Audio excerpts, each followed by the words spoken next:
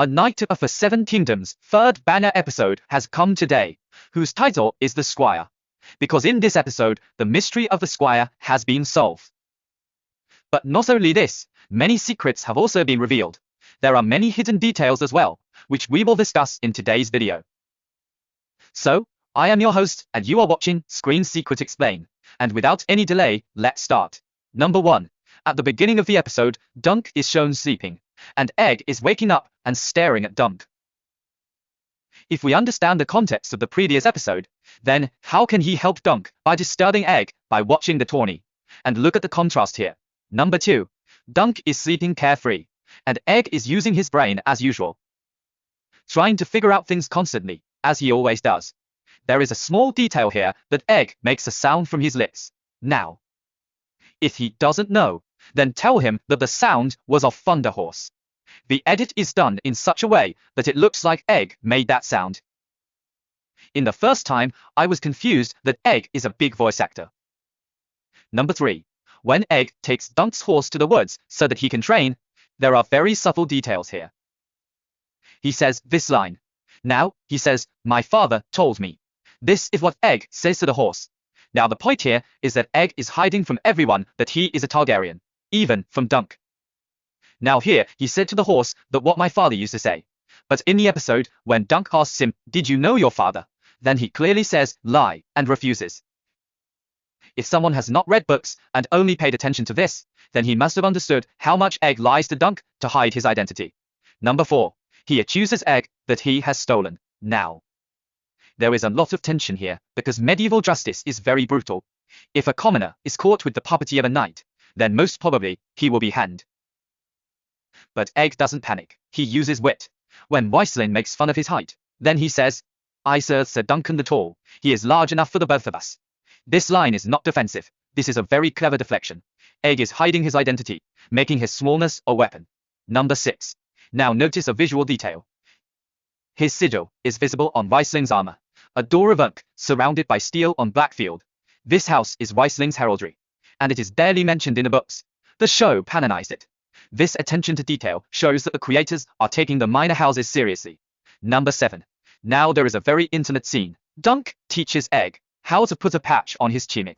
Both of them are sitting and swinging.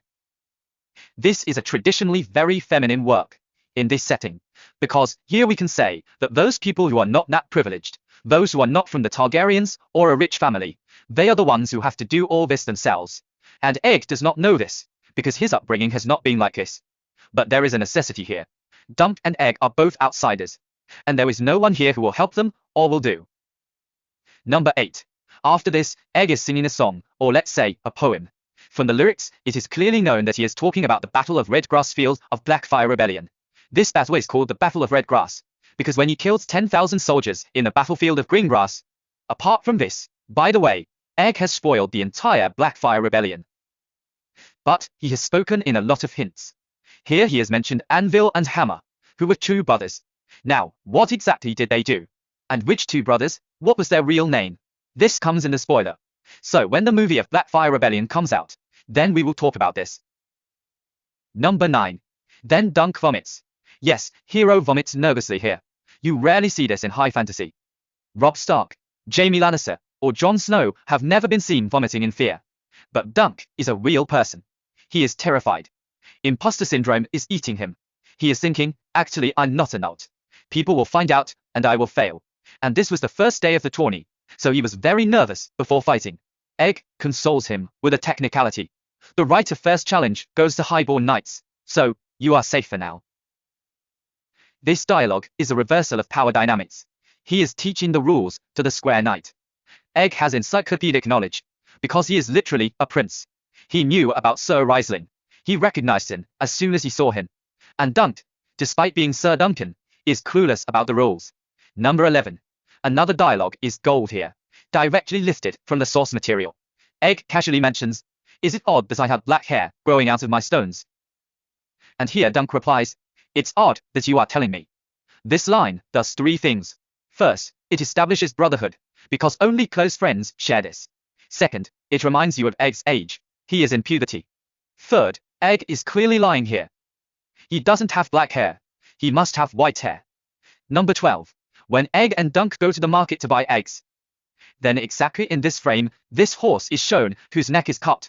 Now it may be that I'm thinking too much, but this may be the foreshadowing of the same event, which Arion attacks the neck of his opponent's horse and kills him. Number 13. Dunk and Egg are having a good breakfast sitting under an elm tree. And this scene is parallel to where Dunk and Sir Erlong are eating salt beef under a tree in the rain. But now the situation is quite different. The weather is not harsh, and the breakfast is much better than before. But its cost is the legacy of Erlong. If Dunk loses, then this little luxury and the horses will be over. Number 14. By the way, there is a fight of two people in the tournament, whose name is Sir Humphrey Beesbury and Sir Humphrey Harding. But this is not the real deal here. Actually, in the episode, Dunk comes to know that why the Maker did not attend this tournament. Because he is looking for his lost sons. And in this scene, that is, in the beginning of this episode, we can see that the Maker's seat is empty. Here Ashley is there, Gwyn is there, Baylor is there. But the Maker is not sitting. Number 15. On the tournament grounds, Dunk is approached by the plumber, who is the master of games. The plumber takes him to a hilly area, where there is no sight of any highborn. This choice is very important, because corruption is in the shadows. It is not in the eyes of the public. Corruption is in the next detail. Number 16. Plumber approaches Dunk for match fixing, and in return, he also promises rewards. Dunk's response is very clear.